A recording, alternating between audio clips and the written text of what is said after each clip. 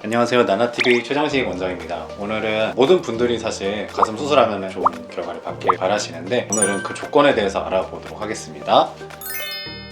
1월부터 12월 중에 수술하기 가장 좋은 계절이 일반적으로는 겨울에 많이들 오시는 것 같아요. 12월에서 2월 사이에 많이들 하시는 것 같고, 그때 이제 하게 되면은 6개월 후라고 생각해보면 이제 여름철이 되는 거니까 겨울에 하게 되면 땀도 좀 덜 나고 상처도 좀 잘 회복할 수 있지 않을까, 이런 또 생각도 하시는 것 같아요. 그래서 통상적으로 보면 겨울에 많이 환자들이 증가를 하는 편입니다. 그러면 여름에 하면 땀이 좀 많이 나잖아요. 좀 안 좋은 보통 여름철에 하시는 경우에 많이들 질문하시는 게 내가 겨드랑이 절개를 했는데 땀이 상처가 났는데 악영향을 주진 않을까, 이런 걱정들을 많이 하시는데, 실제로 우리가 수술하고 나면 방수가 되는 본드로 이제 처리를 해두기 때문에 땀이 나시더라도 그게 상처로 들어가서 어떤 가슴에 염증을 일으키는 건 전혀 없거든요. 사실 여름철에 수술해서 결과도 나쁘다, 이런 생각은 완전하게 틀린 생각이라고 보시면 되겠습니다.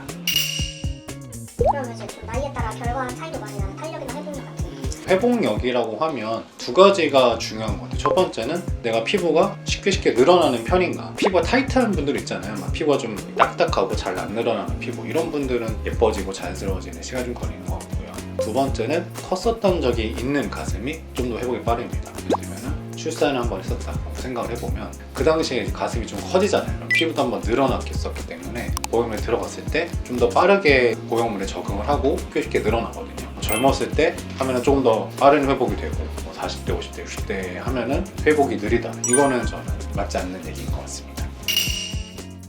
가슴 수술하고 살이 빠지면 무조건 그 리플링이 생기나요? 그러니까 무조건이라는 건 없는데, 예를 들면은 나는 살이 빠질 때 가슴 먼저 빠진다. 살이 빠졌을 때 그냥 뱃살이나 허벅지만 빠지고 가슴은 변화 없는 사람도 있겠죠. 스스로가 더 잘 아실 거예요. 과연 내가 이쪽에 살이 빠질 건지 안 빠질 건지는 환자분의 경험으로 알 수 있으실 거고, 가슴 쪽에 아무래도 지방이 좀 빠지는 거라면 수술 이후에 괜찮다가 다이어트가 진행이 되면서 없던 리플링이 생길 수 있거든요. 좀 무리한 다이어트는 하지 않으시는 게 가슴의 촉감이나 모양에 있어서는 좀 도움이 된다, 이렇게 보시면 될 것 같아요.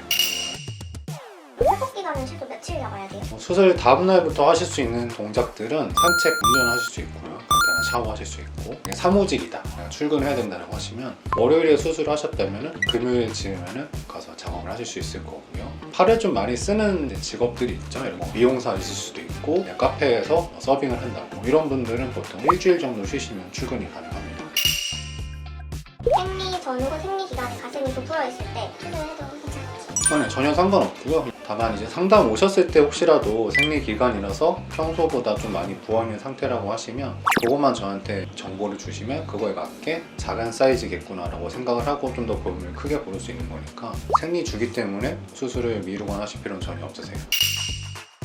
수유 종료 후에 언제부터 가슴 수술이 가능한가요? 사실 가장 좋은 건 완전히 단유가 된 이유기는 해요. 왜냐면 단유가 된 후에 이제 수술을 하더라도 보형물 때문에 다시 그 유선 조직이 자극을 받아서 또 모유가 나올 수도 있는 거거든요. 그렇기 때문에 완전히 단유가 되고 붓기가 좀 빠지고 하면은 그게 제일 좋을 것 같고요. 저보고 만약에 최단 기간을 물어보시는 거라면 단유가 되고 나서 한 달 이후에 하시면 가장 안전하지 않을까 싶습니다. 오늘은 수술 결과에 영향을 미칠 수 있는 환경이나 조건들에 대해서 알아봤고요. 내가 과연 수술했을 때 좋은 결과를 얻을 수 있는지, 대박이 날 수 있는지, 이런 것들을 보시면 측정도 해보고 피부 두께도 재보고, 이런 여러 가지 요소들을 우리가 미리 예측을 할 수 있으니까 상담 오시면 그거에 대해서 평가를 해드리도록 하겠습니다. 오늘 영상이 유익하셨다면 구독, 좋아요, 알림 설정 부탁드립니다. 안녕.